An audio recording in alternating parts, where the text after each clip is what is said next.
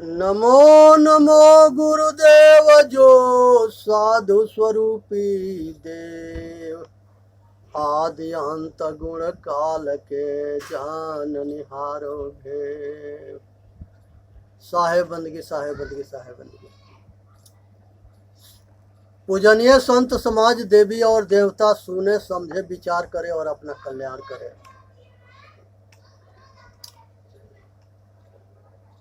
ब्रह्मा के पुत्र जो है धर्मदेव हुए और धर्मदेव के पुत्र जो है प्रभास ऋषि हुए और प्रभास ऋषि से विश्वकर्मा हुए, विश्वकर्मा भगवान हुए। अब विश्वकर्मा भगवान के 5 पुत्र हुए। वो जो है भुवना विश्वकर्मा जी के माता थी और ये जो है मनु, मैं, त्वष्टा, शिल्पी और देवज्ञ, ये 5 पुत्र विश्वकर्मा भगवान के हुए थे। ये संसार के जो है मनु महाराज के जो है रचना देवी से शादी हुआ था, जो और दूसरी पत्नी कंचना थी। वो ये दोनों पत्नी से मनु महाराज के शादी हुआ था। ये दोनों जो है अंगिरा वंशी थी। ससुर जो है अंगिरा थे, वो अंगिरा वंशी थी, उसी खानदान में हुआ था। दूसरे नंबर पर जो है मैं हुए, जो लकड़ी के काम करते हैं। सुकन्या देवी से इनका शादी हुआ, जो पराशर ऋषि के पुत्री थी। और तीसरे में त्वष्टा ऋषि थे, इनको जयंती देवी से शादी हुआ था। ससुर जो है कौशिक ऋषि थे। तो ये जो है चौथा शिल्पी थे। शिल्पी के शादी जो है करुणा देवी से हुआ था और भृगु ऋषि ससुर थे।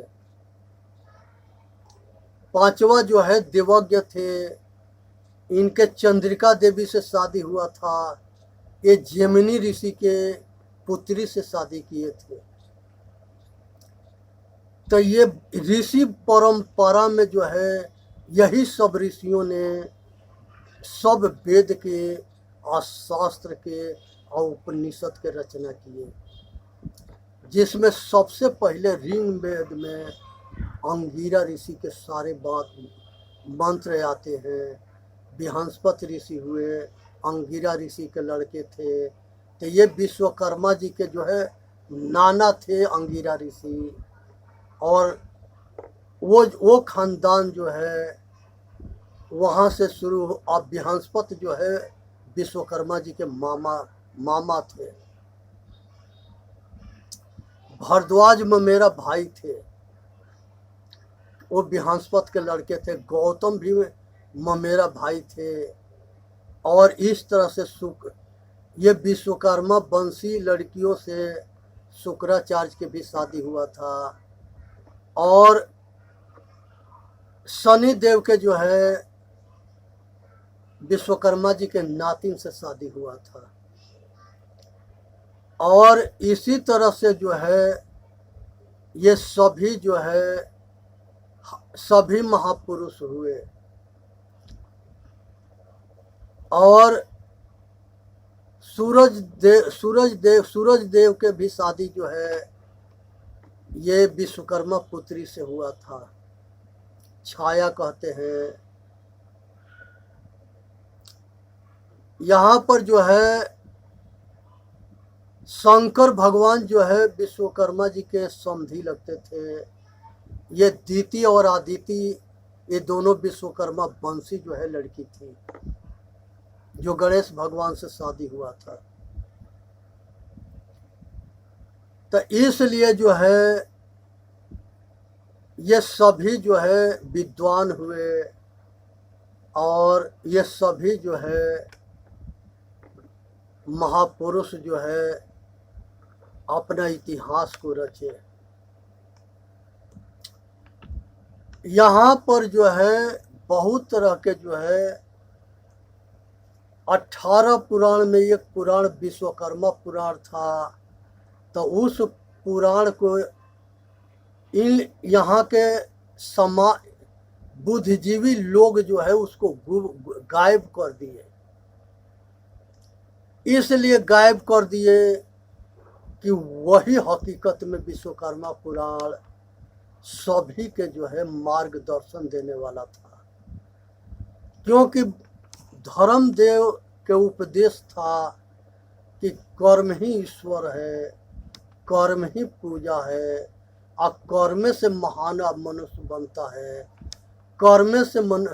कर्महीनता से मनुष्य बढ़ता है, और कर्मशीलता से मनुष्य छूटता है। तो कर्म, अकर्म और विकर्म 3 तरह के कर्म जो है ये धर्म देव जो है भगवान विश्वकर्मा के उपदेश दिए। और भगवान विश्वकर्मा जो है ये धर्म देव जो है प्रभास ऋषि के आत्मज्ञान दिए, और प्रभास ऋषि आत्मज्ञान विश्वकर्मा जी के दिए। अब विश्वकर्मा जी जो है आत्मज्ञान ये सभी जो है 5 पुत्र के दिए। और इसी तरह से ये धर्म देव के वंशज में ये आत्मज्ञान आ रहा है। ये इसी तरह से अंगिरा ऋषि और इधर धर्मदेव ये दोनों ब्रह्मा के पुत्र हैं। तो वो जो है दूसरा शाखा जो है वो विश्वकर्मा जी के ननिहाल है, और इधर जो है अंगिरा ऋषि के, और इधर जो है अंगिरा ऋषि के खानदान और धर्मदेव के खानदान, ये दोनों खानदान में सभी ऋषि हुए। ये ऋषि परंपरा है। इस वहाँ पर किसी तरह के जातिवाद नहीं था, किसी तरह के मजहबवाद नहीं था, किसी तरह के ऊंच नीचता नहीं था।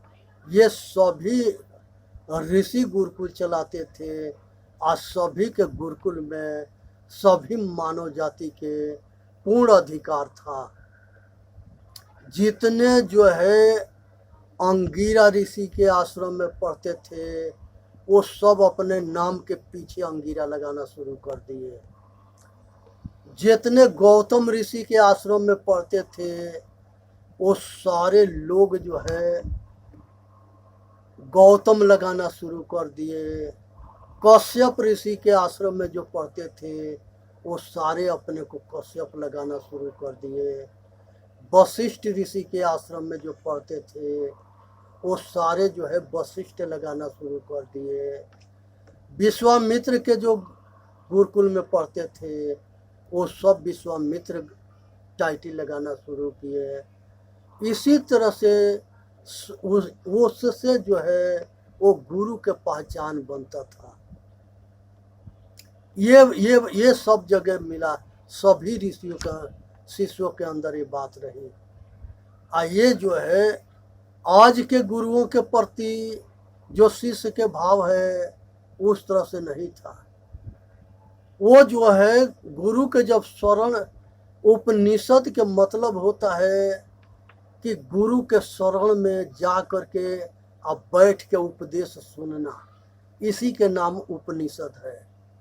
108 उपनिषद है, जिसमें मात्र 13 उपनिषद पर जगत गुरु शंकराचार्य ने टीका किया है, जो मूल उपनिषद माना जाता है। और जगत गुरु शंकराचार्य भी जो है उनके जो है बहुत अच्छे उनका भी ग्रंथ है।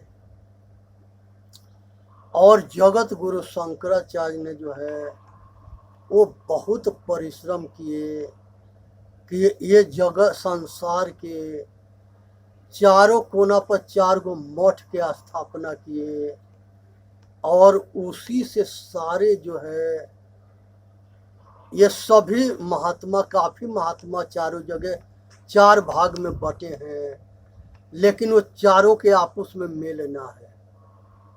एक ही गुरु, जगत गुरु शंकराचार्य के 4 मठ स्थापना किए और सबके एक तरह के उपदेश दिए। उन्होंने जो है हर एक उपदेश में ये आत्मा को ब्रह्म कहे हैं, और यही बात चारों मठ के आचार्यों के भी उपदेश दिया गया। लेकिन बाद में कुछ ऐसे ऐसे आचार्य हुए हैं जो अपना बात जो है पुष्टि करके मनवा दिए, और जो हकीकत था उसको छिपा दिए, गुप्त कर दिए। क्योंकि ये पक्षपाती टीम जब ये घुसी तो ये नहीं चाहती थी कि सब समाज के कल्याण हो। आधा समाज को छोट जान करके और उसको छोटा बना दिया कि ये हमारे साथ में ना बैठ सकता है, ना खा सकता है, ना सो सकता है, ना रह सकता है, ना हमारे बराबरी के इसको अधिकार है। उस समय में रविदास जी थे, जिनकी जो है अपार योग्यता थी, और उनके शिष्य जो है चित्तौड़गढ़ के महारानी थी। सभी बिरादरी के लोग उनके शिष्य थे। तो गुरु जो है छोटा बड़ा ना होता है। गुरु तो एक रोशनी है, एक प्रकाश है, जिस पर पड़ता है उसी के विकार के साफ कर देता है। जिस तरह से सूरज उदय होता है तो संसार के सारे जो है अंधकार के अंत हो जाता है, उसी तरह से गुरु ज्ञान को कहते हैं, और ज्ञान करने वाला चेतन आत्मा सब घट घट में है। सब घट घट में वही साईं है। अगर ज्ञानी उसी को कहते हैं कि सब घट में, सब घट मेरा साईं, या सब घट में चेतन आत्मा को अपने जैसे देखे, जाने और समझे। जिसकी समझ है ऐसी हो जाती है वो भाग्यशाली है। इसलिए विचार करके और अपना कल्याण करनी है, और इस संसार के सभी के हित में काम करनी है। क्योंकि परमार्थ के कारण साधुन धरा शरीर। एक समय जो है अकबर ने जो है प्रश्न किया था बीरबल से कि भगवान के कैसे जाना जाता है, अब भगवान क्या करता है, भगवान कहाँ रहता है, क्या करता है और कैसे जाना जाता है। ये कठिन परिश्रम प्रश्न था। बीरबल जो है बहुत चिंतित था और घर गया। इसको समय 2 दिन के मिला। कहा कि हजूर 2 दिन का समय दो, इस पर विचार करके फिर बताएंगे। 2 दिन से जो है ठीक से खा पी नहीं रहे थे। तब बीरबल के लड़का लड़की भी बहुत बुद्धिमान थे। लड़की पूछी कि पिताजी क्या चक्कर है, परेशान दिखाई दे रहे हो। तो लास्ट में जो है बीरबल लड़की से बताए कि बादशाह ने कुछ कठिन जलील प्रश्न पूछ दिया है, उसके उत्तर ढूंढ रहे हैं। कहे कि क्या पूछा है, भगवान कहाँ रहता है और क्या करता है और वो कैसा है।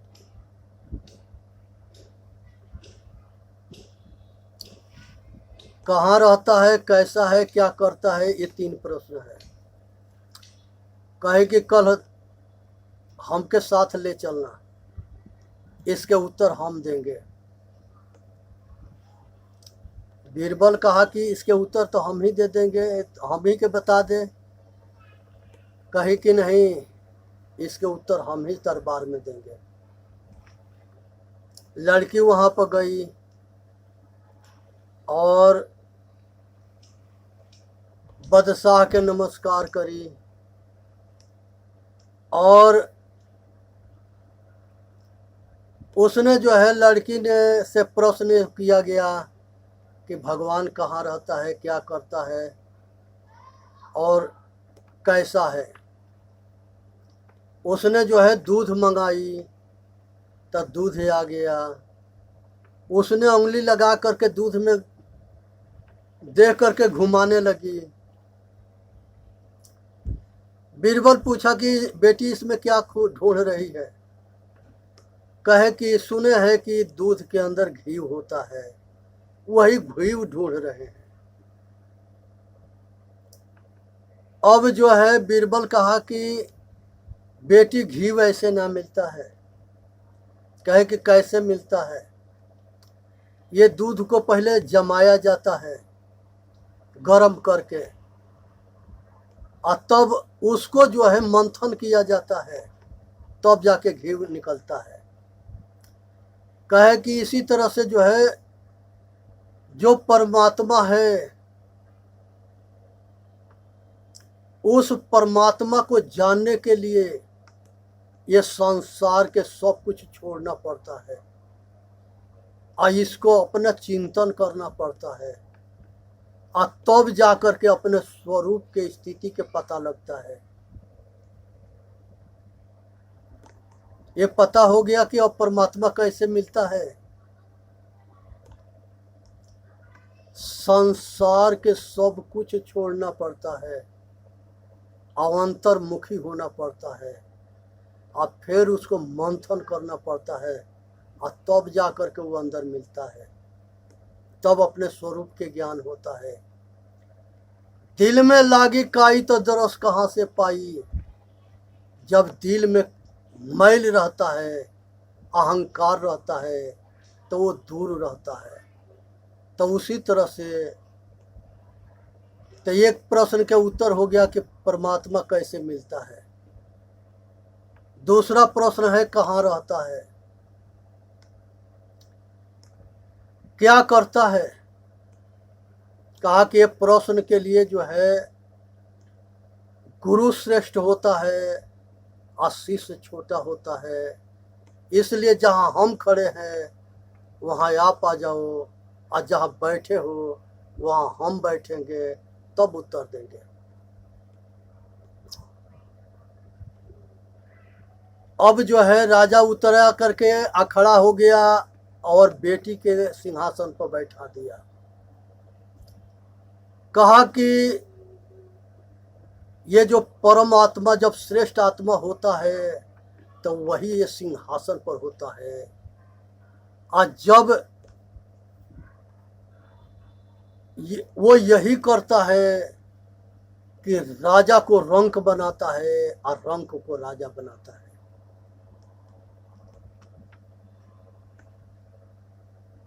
और आज जो है आप जो है हमारे जगह पर चले गए, हम यहाँ आ गए, ये जो है उसी जो है परमात्मा की शक्ति है। संसार के अंदर जितने आत्मज्ञानी महापुरुष हुए सारे जो है परमात्मा हुए और अचल सिंहासन पर बैठे, जो सिंहासन कोई हटा ना सके और ले ना सके। तो तुम्हारे के अगर जो है परमात्मा वाली अगर सिंहासन चाहिए तो इस संसार के सिंहासन से मुड़ना पड़ेगा, अंतर्मुखी होना पड़ेगा, तब अपने स्वराज्य में पहुंचोगे और तब स्वराज्य के अंदर अटल सिंहासन मिलेगा। ये चेतन आत्मा स्वरूपस्था रूपी होता है, वहाँ निर्भय पद होता है और निर्भय स्थिति होती है।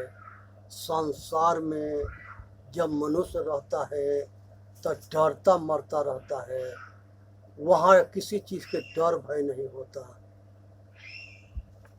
आत्मज्ञानी हमेशा निर्भय पद पर होता है और वो जो है ये शरीर के कुछ जो है समझता नहीं है। ये संसार के अंदर उसको शरीर से कोई मोह ममता नहीं रहता और किसी तरह की आसक्ति ना होता है, संसार के प्रति भी कोई आसक्ति ना होता है। तो ये जो है परमात्मा जो है यही करता है कि जब उसके कृपा होता है तो इसको जो है ये संसार के जन्म मृत्यु से छूट करके अमरता के प्राप्त हो जाता है। वही अचल पद है, अचल सिंहासन पद है। वहाँ से वहाँ दुख के अंत हो जाता है, उसको परम स्थिति कहते हैं, परम शांति कहते हैं, परम आनंद कहते हैं, आया मोक्ष कहते हैं। तो और वो जो है सगुण सब गुण संपन्न होता है तो सगुण ब्रह्म होता है और सबके हृदय निवासी ये रहता है, हृदय में, सबके हृदय में है। सभी चेतन के पूरा अधिकार है कि वो संसार के जन्म मृत्यु के चक्कर से छूट के और अपना कल्याण कर सकता है, चाहे नर हो चाहे नारी हो, चाहे हिजड़ा हो चाहे हिजड़ी हो, सभी के बराबर के अधिकार है। कुछ लोग इसको अपना बपौती बना रखे हैं, ये ठीक नहीं है। ज्ञान किसी के बपौती ना है। डॉक्टर, वैद्य, मास्टर, गुरु ये सार्वजनिक होते हैं, व्यक्तिगत नहीं होते। कुछ पक्षपाती लोग हुए जो किसी के अपनाते थे या किसी को तिरस्कार करते थे, वो अधूरा होते थे। पक्षपात जो है संतों के और गुरुओं के शोभा न देता। बहुत ऐसे आचार्य हुए, उनको अपने आचार्य होने के इतने अहंकार हो गया कि छोटे अनपढ़ लोग से उनके व्यवहार और वाणी के संयम ना रहा। वो अपने आगे किसी को लगाता ना था, इतने अहंकारी हो गया।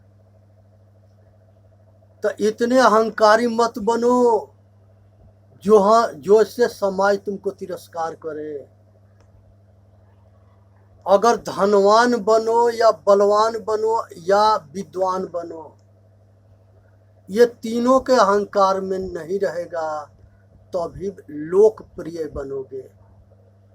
और अगर अहंकार हो जाएगा तो समाज तिरस्कार कर देगी। अगर इज्जत दोगे तो इज्जत मिलेगा, सम्मान करोगे तो सम्मान मिलेगा। और अगर इज्जत और सम्मान में अगर कमी रही तो जैसा करोगे वैसा भरोगे। इसलिए ये संसार के अंदर जो है कभी अपने ज्ञान के अहंकार नहीं करनी है और अपना कल्याण के लिए प्रयत्नशील होकर के अपना भी कल्याण करना है, दूसरे के कल्याण करना है। अपने हमेशा दास बन करके सेवा करना है, सत्य धर्म न्याय के मार्ग पर चलना है। अनुशासन देश के महान बनाता है। अनुशासनहीनता जो है उससे जो है समाज खराब होता है।